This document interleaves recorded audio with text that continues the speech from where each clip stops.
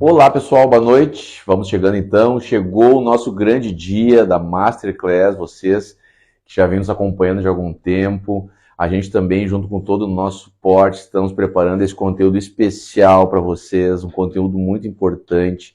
A gente se preocupa com você que trabalha com gestão de pessoas, recursos humanos, microempresário, microempreendedor, você que tem uma empresa familiar, você que está começando o seu negócio e não tem condições, então, de ter aquele suporte jurídico em tempo integral. Todos nós sabemos que o nosso país é formado primordialmente por micro e pequenas empresas, empresas familiares. Então, pensando em você, você que trabalha com recrutamento de candidatos, que a gente elaborou todo esse conteúdo, um material especial, e nós elegemos esse tema tão importante, pessoal, justamente porque ele é fruto de muitas ações judiciais, ações postulando reversão de justa causa, pedidos de indenização por má aplicação das penalidades. Mas eu tenho que, obviamente, no primeiro momento, me apresentar. Eu me chamo Rômulo Vargas, a maioria já deve me conhecer, sou advogado trabalhista, pós-graduado em advocacia trabalhista, advocacia empresarial, mestrando em Relações Internacionais pela Universidade de Montevidéu, pós-graduando em Direito Digital, Lei Geral de Proteção de Dados e Compliance Trabalhista, tá, pessoal? A gente faz todo esse trabalho, esse estudo, esse aparato, justamente para poder trazer um conteúdo muito pontual para vocês, e eu tenho certeza que vocês vão gostar. Queria também parabenizar a todos os inscritos que já estão nos nossos grupos VIP do WhatsApp. Se você ainda não está no grupo VIP, vai lá na bio depois, se inscreve. O nosso suporte vai mandar o link para vocês e vocês vão certamente se inserir no grupo, onde nós vamos mandar novidades e muitas novidades para vocês em tempo integral, pessoal, tá? Então, por ali é o nosso canal de comunicação. A nossa equipe também vai lhe mandar as informações por e-mail. E nós temos muitas novidades até o final da live, tá? Além do conteúdo formidável, que eu tenho certeza que vai ser muito útil, fique até o final, porque nós temos uma grande surpresa para você lá no finalzinho, tá ok? Então, pessoal, entrando especificamente no nosso tema de hoje, a aplicação das penalidades, tá? Conforme eu já falei, a gente escolheu esse tema justamente pelo fato dele ser objeto de muitas dúvidas, né? Você que trabalha no escritório contábil, você que é gestor de uma empresa, trabalha no setor de recursos humanos, é gerente de setor, ou você que é empresário e muitas vezes não sabe como exercer corretamente, legitimamente o seu poder diretivo disciplinar. Sim, o seu poder diretivo disciplinar, ele é amparado pela nossa legislação, mas ele possui alguns limites. E se você não souber atuar dentro desses limites, o seu poder diretivo disciplinar poderá se voltar contra você mesmo. Você poderá ser objeto de uma ação trabalhista, de uma ação indenizatória, que pode trazer efetivamente desdobramentos negativos nefastos para a saúde do seu negócio. Né? Que você que tem uma empresa familiar, uma empresa que ainda está começando, uma ação dessas pode sim, efetivamente, comprometer a saúde financeira da sua empresa. Então, nós vamos delimitar muito bem aqui como você pode exercer o seu poder diretivo disciplinar dentro dos limites legais. E nada melhor, pessoal, de que a gente começar estabelecendo quais são as únicas penalidades possíveis no contrato de trabalho. Elas são somente 3, pessoal. 3, exaustivamente 3. A advertência, que pode ser verbal ou por escrito, também a suspensão e a demissão com ou sem justa causa. Não existe mais nenhum outro tipo de penalidade reconhecida pela nossa legislação trabalhista. Então, veja bem, você não pode fazer o colaborador pagar um mico, ficar ajoelhado no milho, tocar o sininho, ir vestido de fantasia porque praticou uma penalidade, reduzir o seu salário, rebaixar ele de cargo ou função, a menos que seja um cargo de confiança. Então, não existem outras penalidades, tá? As outras penalidades não são reconhecidas pela nossa legislação trabalhista. E o nosso suporte vai rodando os slides aqui conforme a gente vai solicitando, porque tudo é ao vivo, tá, pessoal? Então, a gente faz aqui pensando sempre em você. Por quê, pessoal? Porque o trabalhador, ele também não pode ter ferido os seus direitos da personalidade.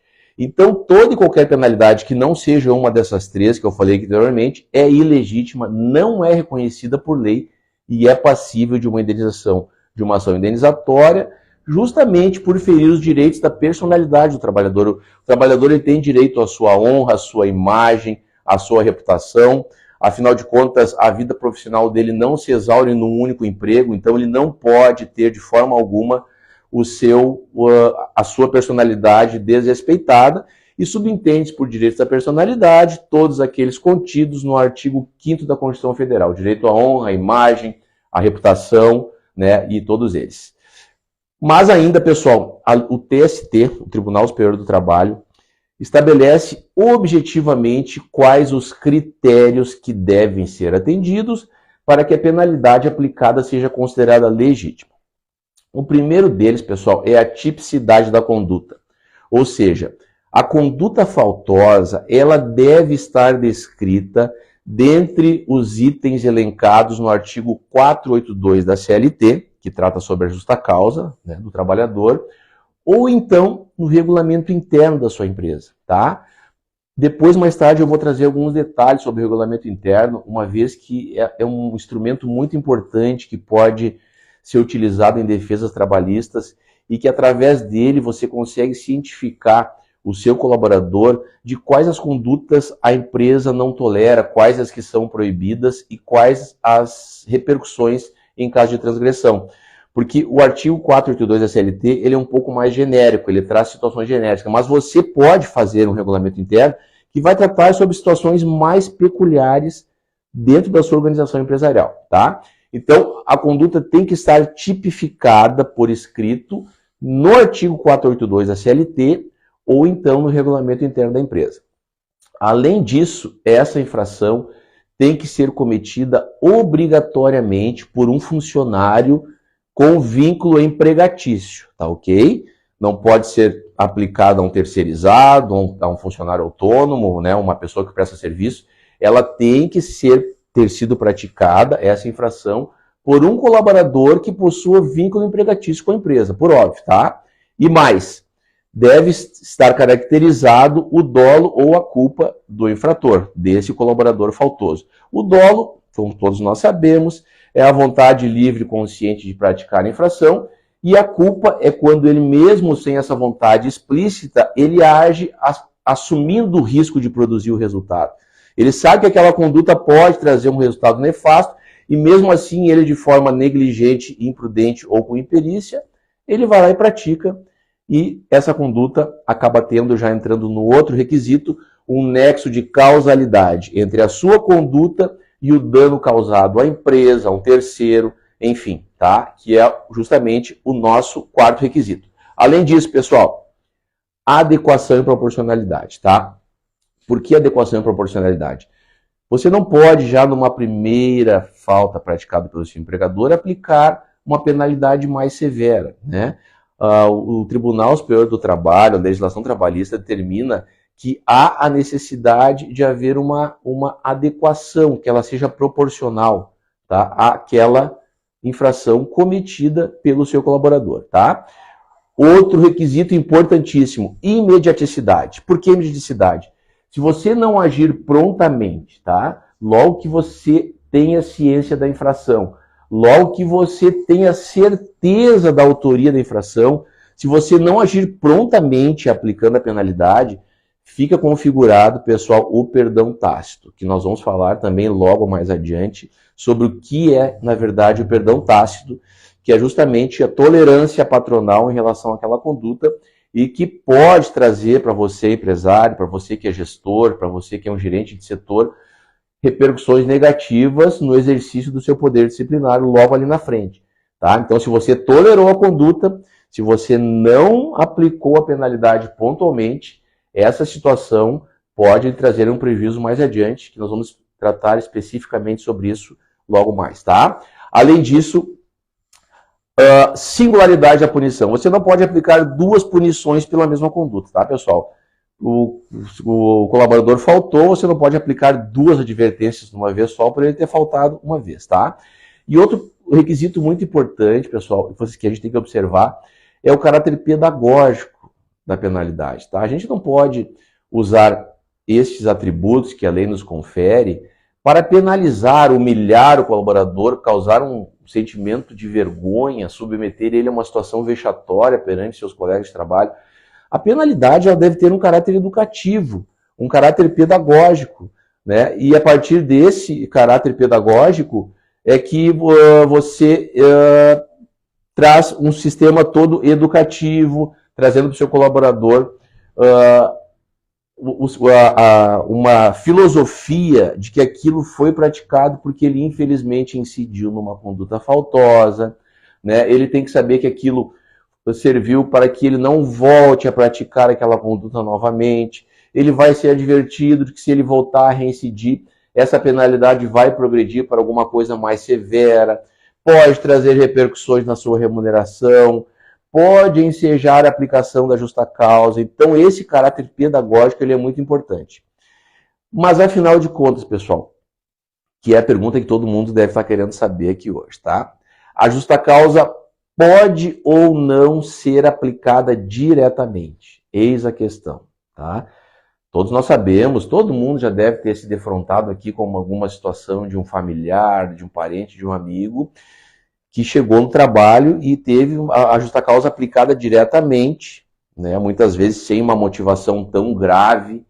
Então, pode ou não pode? Eis a questão. Pessoal, a resposta é sim, mas você deve ter muita atenção, porque são algumas situações pontuais e muito peculiares, tá bem? Que autorizam a aplicação direta da justa causa.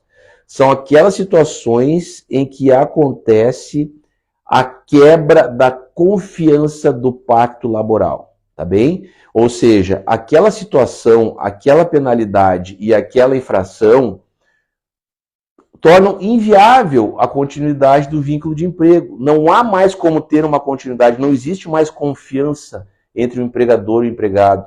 Fica inviável manter uma relação de trabalho diante daquele acontecimento. E ele tem que ter uma gravidade muito grande em algumas situações pontuais. Tá, pessoal? Então você deve ter um corpo jurídico.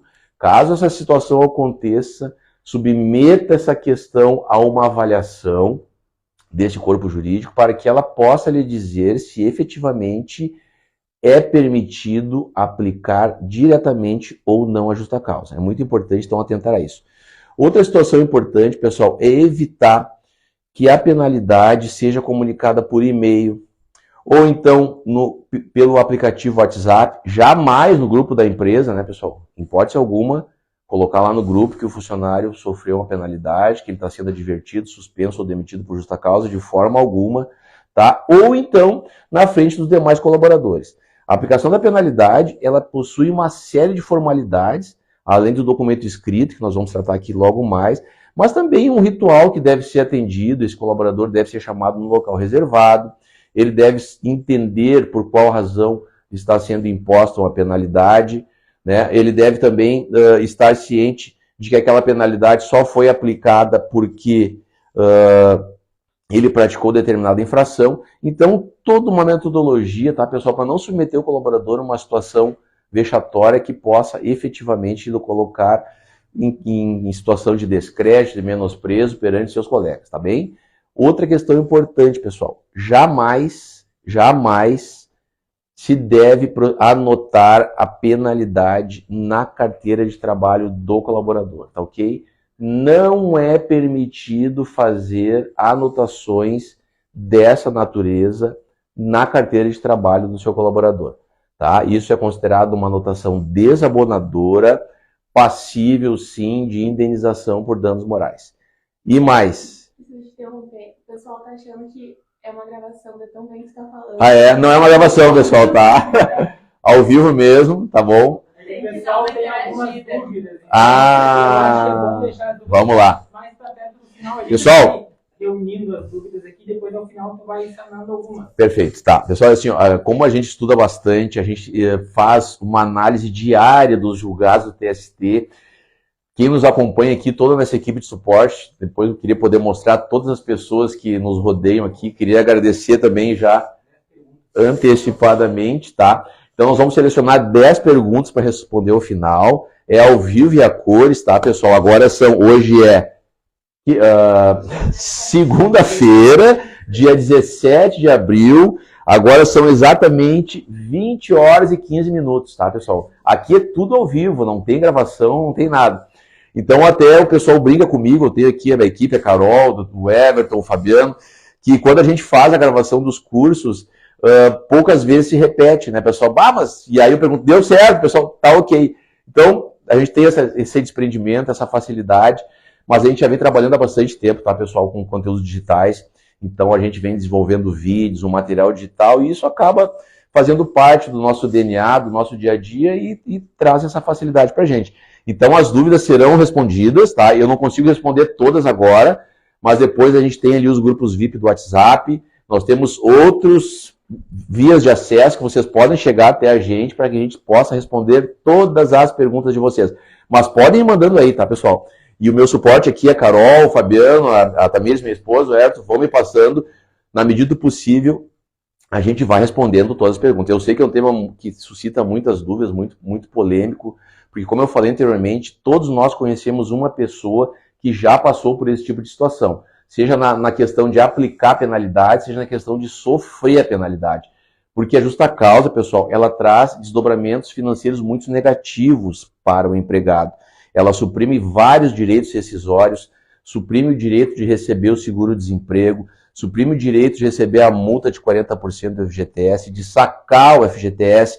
Então, ela pode trazer consequências nefastas, tanto para quem sofre a justa causa, tanto para aquele que aplica incorretamente, tá? Por isso que a gente justamente escolheu esse tema para tentar pontuar questões aqui que são estão em consonância com os entendimentos dos tribunais, tá? Mas é ao vivo sim, pode ter certeza. Outra coisa, se você tiver condições de implementar dentro da sua empresa uma comissão interna de apuração, tá? Você pode sim implementar essa comissão, porque isso tem algumas vantagens. Eu sei que muitas vezes o pessoal pensa uma comissão interna para apurar as faltas. Não, pessoal, uma comissão interna é você ter um corpo jurídico com 2 advogados que tenham uma total ciência da legislação trabalhista, porque ela te traz várias vantagens. Vou citar 3 delas aqui, 3 ou 4, tá? Se você tiver uma comissão para apurar, você despessoaliza a aplicação da penalidade, tá? Ou seja, não é você o próprio empresário ou o chefe do RH ou o gerente da empresa que vai aplicar, porque isso, por vezes, pode demonstrar uma certa perseguição, ou então pode dar a entender que você protegeu um para prejudicar outros. Então, a aplicação ela despessoaliza, porque você, quando for aplicar, você diz: a comissão interna da empresa apurou todos os fatos, apurou os vídeos, as imagens, os documentos, coletou depoimentos e chegou à conclusão de que o autor de tal infração foi o colaborador tal, e diante disso nós vamos aplicar a penalidade tal. Então ela despessoaliza a aplicação, tá? Outra coisa, essa comissão, ela pode lhe assegurar um processo investigatório legítimo, tá, pessoal? Ou seja, você vai respeitar os princípios constitucionais da ampla defesa, do contraditório, vai possibilitar os depoimentos, que as testemunhas sejam ouvidas num caráter de imparcialidade. Então, ela também traz mais essa vantagem. Além disso, ela evita que você pratique injustiças, né? Ou atribua autorias a pessoas que não cometeram efetivamente a infração. Vai mandando a pergunta, pessoal, tá? Pode ir mandando aí. O pessoal aqui, a equipe já está anotando. Olha aí, ó, temos a primeira pergunta aqui, tá? Vou até parar no meio para responder essa pergunta aqui para o pessoal tirar a certeza. Pode dar advertência por reclamações de clientes? Sim, pessoal, pode, tá?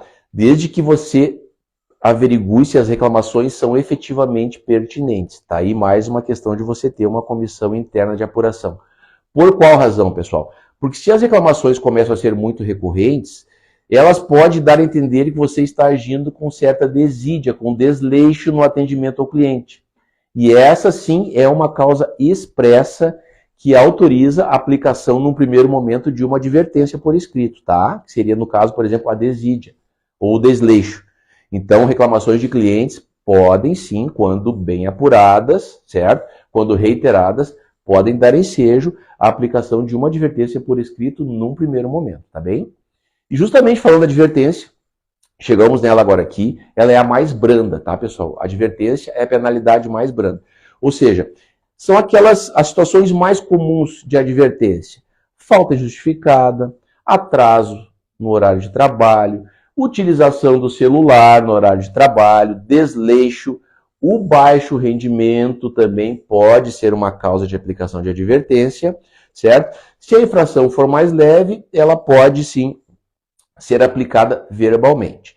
Se ela voltar a acontecer, você pode já partir então para uma advertência por escrito, tá?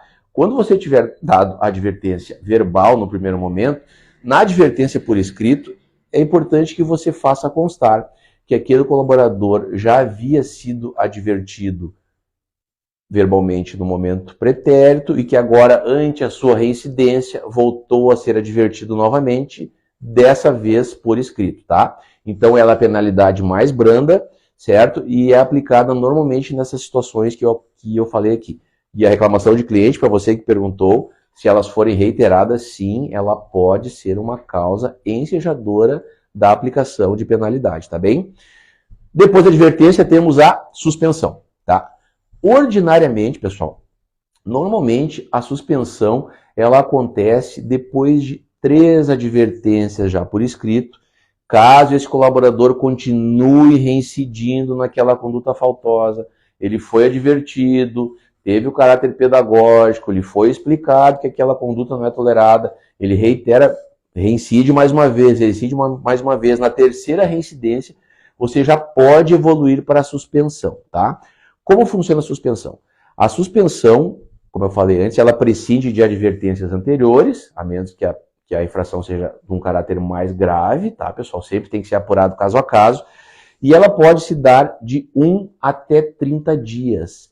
É o que diz a legislação. Mas eu nunca recomendo, pessoal, que ela seja aplicada por um tempo superior a 10 dias. E explico por quê. Porque os dias de suspensão, eles são suprimidos da remuneração desse trabalhador.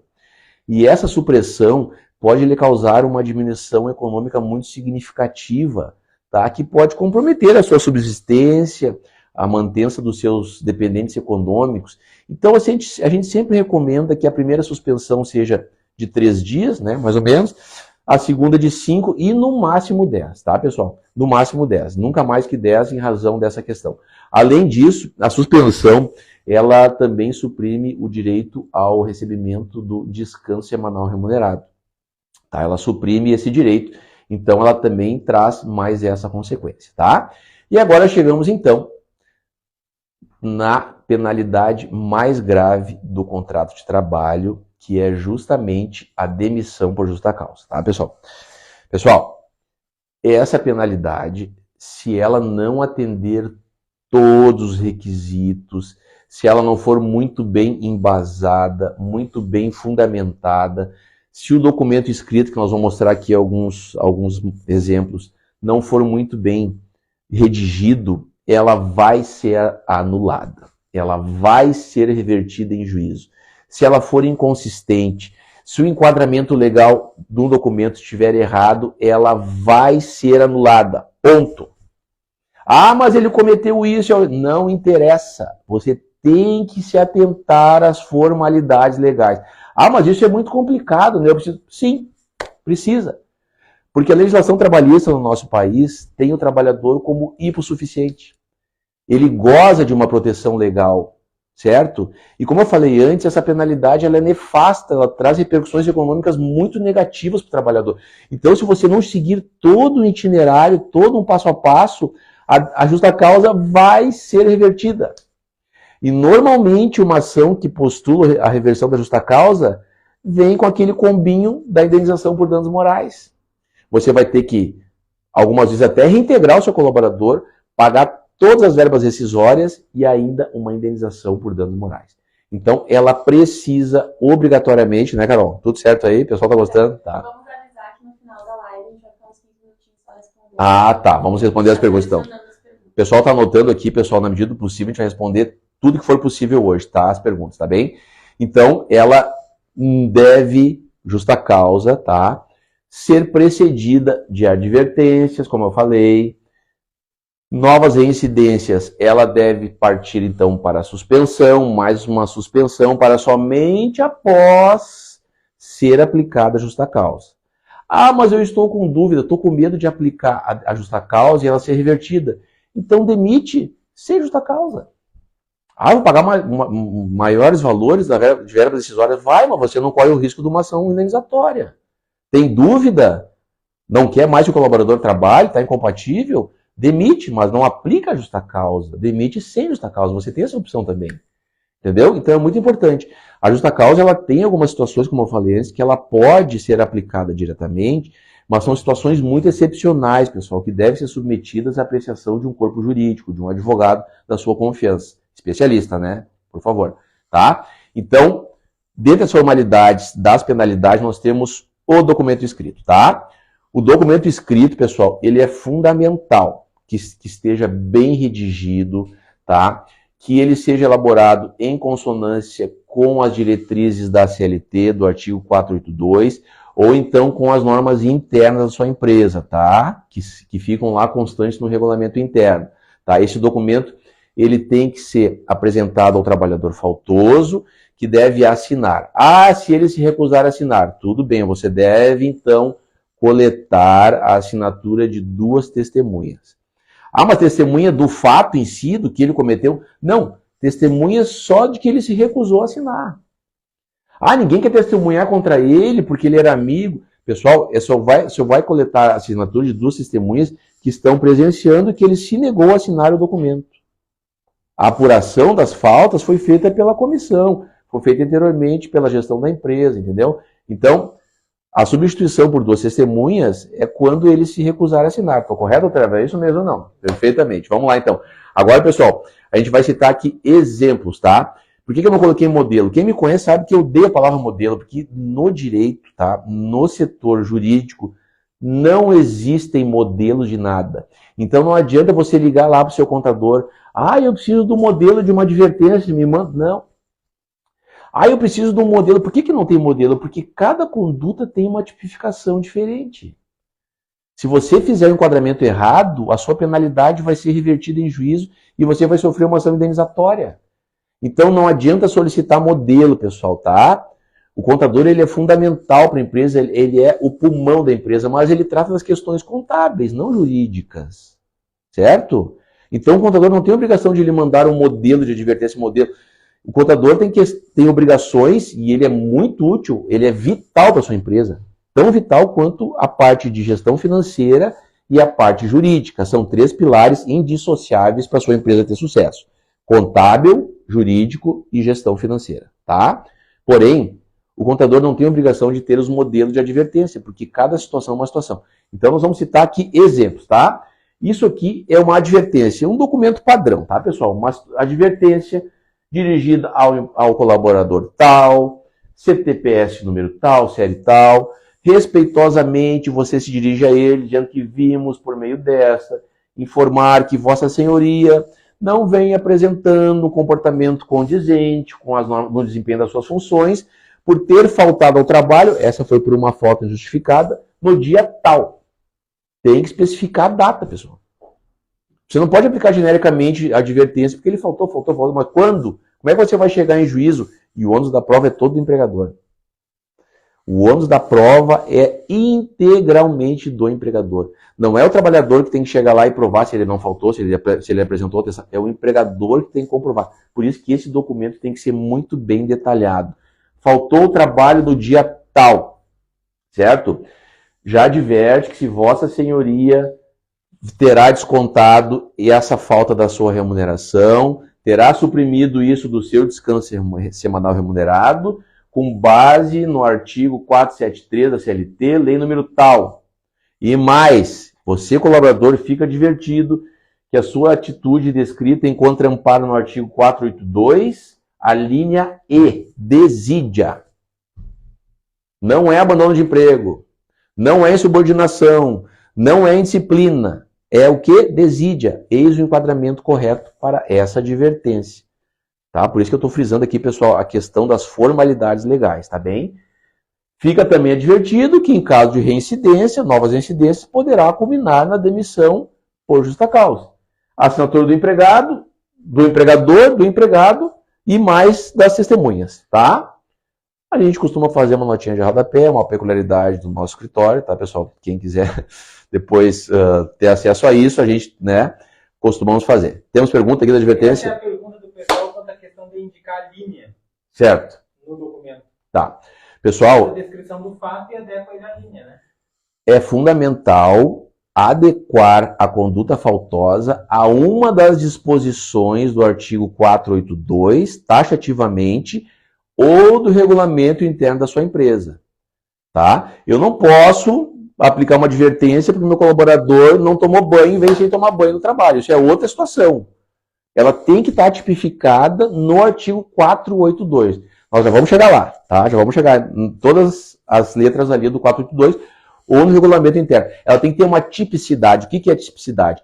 A conduta faltosa tem que estar descrita nesse artigo 482 ou no regulamento interno da empresa. Mais uma. Como proceder se o empregado não concordar e se recusar a assinar? Se o empregado se recusar a assinar, pessoal, você precisa coletar a assinatura de 2 testemunhas que presenciaram ele se recusar. As testemunhas não precisam ter presenciado toda a situação faltosa, tudo. Simplesmente o fato de que ele não quis assinar, correto, Terapeuta? É isso? Tá? Não quis assinar, coleta de 2 testemunhas, tá bem? Agora nós vamos dar um exemplo. Vamos lá, tem mais uma aí? Quantos dias máximos posso dar de suspensão? Pessoal, os dias máximos, a legislação autoriza até 30, tá? Mas a gente não recomenda 30, porque os dias de suspensão são considerados faltas injustificadas e eles causam uma supressão na remuneração do trabalhador. Então pode comprometer a saúde financeira da entidade familiar, dos seus dependentes. Então a gente recomenda uma média de 3 a 10 dias no máximo. Tá? Se ele voltar a reincidir, você pode partir para justa causa, não precisa dar 30 dias de suspensão, tá? Acima de 10, pessoal, é um pouquinho temerário em razão dessa situação, embora a legislação não vede a aplicação de 30 dias, né, Dora? Perfeito? Tá? Mas não se recomenda, tá? Aqui nós temos um outro exemplo de suspensão, Carol. Vamos lá agora passar para suspensão. Suspensão, exemplo de suspensão, tá? Ao senhor tal, carteira de trabalho tal. Nessa situação aqui, pessoal, o trabalhador acabou expondo a intimidade dos seus empregadores, então fica bem especificado que, em vista da reiterada conduta de advertências anteriores, de novas reincidências, ele mesmo assim continuou reincidindo, está sendo aplicada a pena de suspensão, nesse caso, por 3 dias, que compreendem do dia tal até o dia X, e que você deverá se reapresentar no dia X. Tudo bem especificado, tá, pessoal? Bem especificado, tudo muito bem pontuado. Ainda coloca o enquadramento aqui do 482, tá? Conforme as alíneas aqui, que nós vamos tratar uma a uma depois. A assinatura do empregador, do empregado, se recusou, 2 testemunhas, tá? Esse, então, é um exemplo de uma aplicação de suspensão. E agora aqui, pessoal, também a gente vai botar um exemplo de aplicação da justa causa, tá? Sempre lembrando, tá, pessoal, a questão das reincidências, tá? Que elas têm que ser aplicadas num prazo médio, isso é outra coisa importante, pessoal, tá? As penalidades, elas têm que ter sido praticadas num lapso médio de 6 meses a 1 ano. Eu não posso, sendo que meu funcionário faltou lá em 2021, aí depois ele trabalhou o ano inteiro corretamente, teve mais uma falta em 2022, e daí em 2023, 1 ano depois, só porque ele faltou a 3ª vez, já foi advertido a aplicar a justa causa. Não, pessoal, as penalidades têm que acontecer num lapso temporal médio que a gente sempre avalia de 6 meses a 1 ano. Tá? Porque o que acontece? A justa causa, por ser a penalidade máxima, o funcionário tem que, sabe, fazer força, digamos assim, para tomar uma justa causa. Caso contrário, existem outras alternativas, tá? Que não seja justa causa. Mesma coisa, pessoal, isso aqui também é uma situação que autoriza a aplicação direta, tá, pessoal? Atestado médico falso ou adulterado, tá? Aqui, nesse caso, o trabalhador identificado com a carteira de trabalho está sendo comunicado que, a partir desta data, ele está ciente que o seu contrato está rescindido por justa causa, porque ele foi flagrado trabalhando em outro local em tal dia, mesmo tendo apresentado um atestado médico, dando conta da sua incapacidade, do seu problema de saúde por tantos dias. E naqueles períodos englobados pelo atestado, ele foi flagrado trabalhando em outro local, fazendo um biquinho extra, por exemplo, tá? Então, nessa situação, quebra da confiança do pacto laboral. Documento não é fidedigno, tá? Diz que ele estava sem condições, mas na verdade ele estava. Então, justa causa direto. Mesma coisa, tá? Deve comparecer em tal dia para receber as verbas decisórias, enquadramento legal, ato de improbidade, incontinência, indisciplina, insubordinação, assinatura, está aplicada a justa causa. Temos perguntas? Faltam 3 anos para o funcionário se apresentar. Posso demitir sem justa causa? Pode. Ah, sem justa causa? Pode. Sem justa causa não tem problema nenhum. Desde que não tenha... exatamente. A convenção coletiva disser que é proibido nesse período. Existem algumas categorias que sim, pessoal, tá? Agora eu lembrei. Mas eu não sei se por todo esse tempo, tá? Sempre é importante que você se atente à norma coletiva da categoria, tá? Porque, além da CLT, a norma coletiva, ela é uma lei mais específica, tá? Que ela traz as peculiaridades de cada profissão. Então, você tem que se atentar a elas, tá? Vamos tentar agora, pessoal, para não se delongar muito aqui, a gente tem bastante coisa, aos artigos, tá? Ato de improbidade, 482, chegamos nele, tá? Esse é o 482, o tão falado aqui, 482, chegamos nele. Improbidade, desonestidade, mentiras, isso é improbidade, tá? Incontinência de conduta ou mau procedimento, atos obscenos, tá? Atos que de respeito de cunho íntimo, sexual, isso é incontinência de conduta ou mau procedimento. Negociação habital ou por conta própria. Aquele colaborador que utiliza a carteira de clientes do seu empregador para ofertar o mesmo serviço que ele faz por fora, com uma condição melhor de preço, uma condição melhor de pagamento, sem a ciência do empregador. Isso não impede que o seu empregado faça um biquinho no final de semana. Mas ele não pode ir lá nos clientes do seu empregador, assediá-los, ofertando melhores condições de pagamento, de preço. Isso é conduta desleal, tá? Sem a ciência do empregador. Nada impede que o cara faça um biquinho por fora no final de semana, não tem problema. Mas ele não pode ir lá no cliente do cara e dizer, ó, aquele serviço lá que a empresa faz por X, eu faço por X menos tanto. Isso é a conduta desleal, tá, pessoal? Vamos lá então, Carol. Seguindo então, temos também aqui condenação criminal com sentença transitada em julgado, tá? Eu sei que os casos de furto nas empresas às vezes são recorrentes, empresas que trabalham com equipamentos de mais valor, tá? Mas, pessoal, suspeita não é caso de justa causa, boletim de ocorrência não autoriza justa causa, tá? Tem que ter uma condenação criminal transitada em julgado, tá? Desídia é aquele desleixo, né? Desleixo, má vontade, atraso, desídia é mais ou menos essa questão. A embriaguez, pessoal, a embriaguez ela tem uma peculiaridade muito importante, porque a embriaguez é considerada uma doença. Você deve, antes mesmo de demitir, procurar propiciar que o INSS, esse trabalhador, seja amparado pelo INSS, que ele busque uma recuperação. A embriaguez ela tem umas peculiaridades importantes que é bom tomar cuidado, tá? Evitar a demissão por justa causa pelo simples fato de saber que o cidadão está com problema de alcoolismo, tá? Essa é uma peculiaridade que a gente tem que observar. Ato de indisciplina ou insubordinação, por óbvio, né? O abandono de emprego, tá, pessoal? Nós temos um tópico especial do nosso curso RH e Conformidade que trata sobre abandono de emprego, porque ele tem uma série de requisitos que têm que ser atendidos sob pena de não estar caracterizado e também de ser objeto de reversão em juízo, tá? Ato lesivo à honra ou à boa fama praticado no serviço contra qualquer pessoa, tá? Vamos lá, então, seguindo. Ato lesivo à honra, boa fama, ofensas, prática de jogos de azar, pessoal ali, né, pega lá um setor da empresa, o fiscal sai para fora, começa a jogar ali aquela canastrinha, o truco, não pode, tá, pessoal, não pode, tá? E aqui, pessoal, a perda da habilitação foi implementada recentemente pela gestão trabalhista, 2017, se não me engano, né? Daquele motorista profissional, ou seja, ele precisa do documento para exercer a atividade e ele perde por alguma razão, por culpa sua, então isso é uma motivação ensejadora da aplicação de justa causa, pois ele é um motorista profissional e sem a carteira, a qual ele perdeu por alguma conduta, né, errada, acaba culminando na rescisão por justa causa, tá bem? Vamos lá então, seguindo. Justa causa patronal. Agora sim.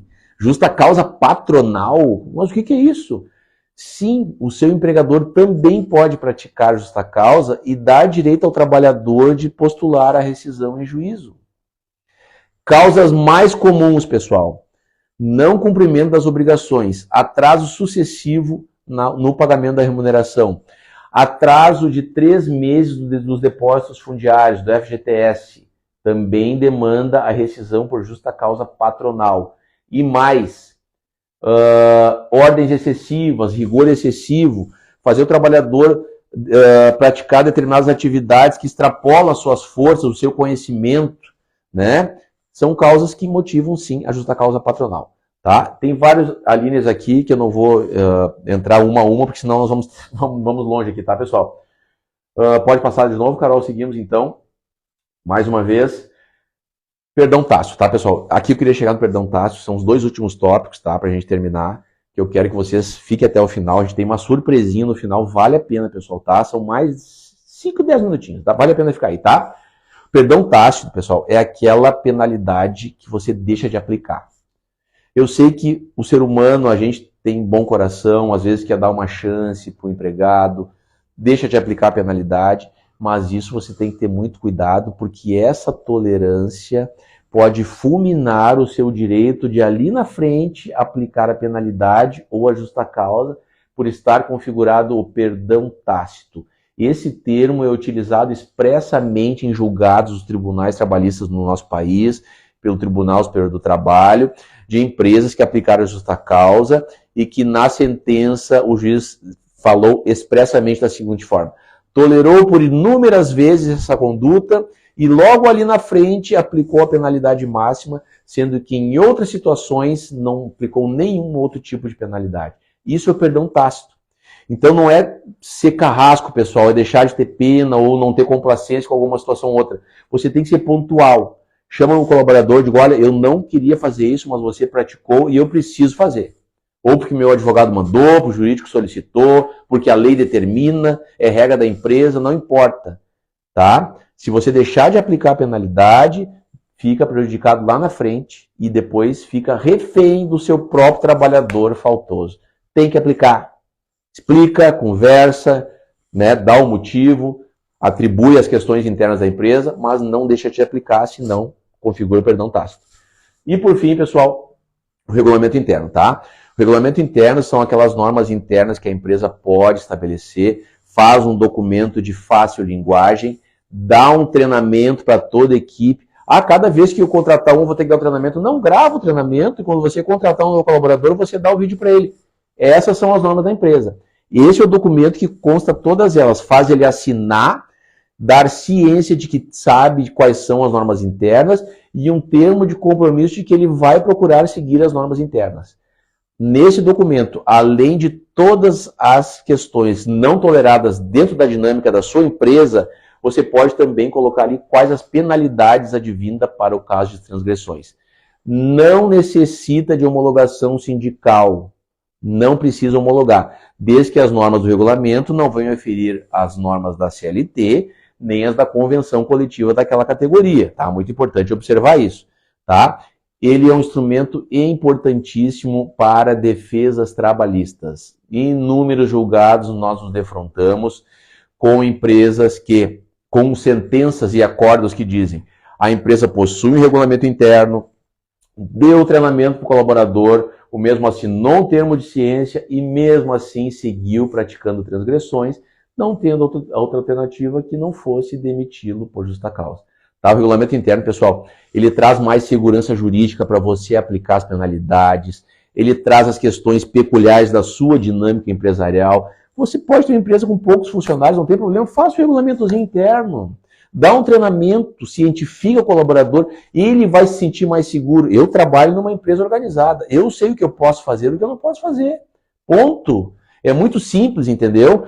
Tudo isso lhe traz uma dinâmica interna muito mais saudável. As pesquisas demonstram que a implementação do regulamento interno é totalmente salutar, evita a aplicação de penalidades erradas, evita condutas errôneas por parte dos colaboradores. Então, pessoal, se você não tem ainda, implemente. Contrate uma assessoria jurídica, converse com a assessoria, explique quais são as dinâmicas internas em relação aos EPIs, em relação à utilização dos veículos da empresa. Eu posso dar carona? Não posso. Se for multado, o que acontece? Né? Se eu posso usar o veículo para fins pessoais, se ficou na minha casa no final de semana, como utilizar o maquinário, uniforme, apelido, posso chamar os meus colegas pelo apelido? O que é dano moral? Tudo isso o seu colaborador não sabe. Se você não der treinamento, ele não vai saber. E vai praticar dentro da sua empresa e vai lhe trazer repercussões negativas e vai trazer um clima organizacional totalmente inconveniente para uma boa dinâmica, para uma alta produtividade dos seus colaboradores, tá ok? O que mais temos hoje? Uma pergunta. Vamos lá, ligeirinho. Estamos quase acabando. Gravação das câmeras de monitoramento serve para justa causa? Por exemplo, filmagem de furto no estoque. Se tu puder repetir a minha pergunta, porque cada microfone eu não. Ah, tá. Gravação das câmeras de monitoramento serve para justa causa? Exemplo, filmagem de furto no estoque. Eu vou te dizer mais coisa.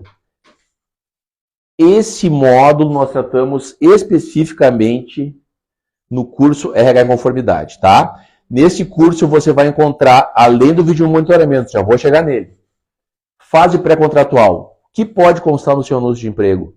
Você pode pedir certidão de antecedentes criminais, fotografia, experiência, mais folha de pagamento.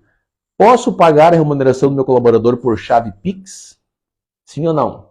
O sábado é considerado um dia útil ou não?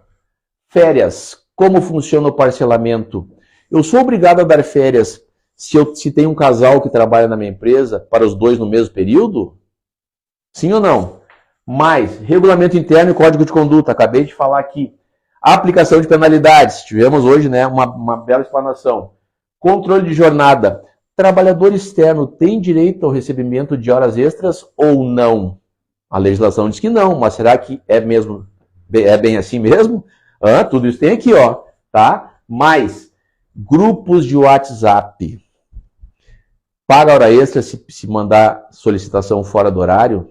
Eu preciso desconectar o meu empregado no período de férias? Sim ou não do grupo? Publicações indesejadas podem trazer desdobramentos para a sua empresa? Quais são os grupos oficiais? Quais são os que a empresa não reconhece? Uma importante ferramenta, o WhatsApp, mas se não for bem utilizada, ele traz consequências nefastas. Ainda, controle de jornada, treinamentos corporativos. O seu colaborador sabe o que é assédio moral? O que é assédio moral? Você sabe o que é assédio moral? Quais condutas tipificam assédio moral? Você sabia que quem vai ser processado se acontecer um assédio moral dentro da sua empresa? Porque o seu colaborador não sabe. Eu posso chamar meu colega pelo apelido? Chamá-lo pelo apelido constitui um dano moral? Sim ou não? Tudo aqui, ó, no RH em Conformidade. Tudo. Tem tudo aqui, tá? Vamos lá, passando mais aí. Além disso, nós temos os módulos extras. Vídeo monitoramento no ambiente de trabalho. Como implementá-lo de forma legítima? Posso fazer vídeo monitoramento oculto no ambiente de trabalho? Posso gravar áudio? Sim ou não? RH em Conformidade, meu amigo. Você tem que ter esse conteúdo, tá? Revista pessoal e colaboradores. Ah, bom. Posso revistar?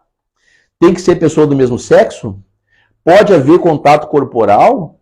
Como é que eu posso fazer a revista pessoal? É possível? É possível. O vídeo monitoramento também. Mas se você aplicar de forma inadequada, uma verdadeira tragédia. Ministério do Trabalho, ação coletiva, uma tragédia, tá? Ainda, cobrança de metas, pessoal. Como implementar um sistema legítimo de cobrança de metas dentro da sua empresa, tá? Eu posso colocar o ranking no grupo do WhatsApp, posso colocar o ranking de todos lá no mural da empresa. Quem não bateu a meta precisa pagar mico, sim ou não? Você pode colocar um sistema de cobrança de metas desde que ele seja legítimo.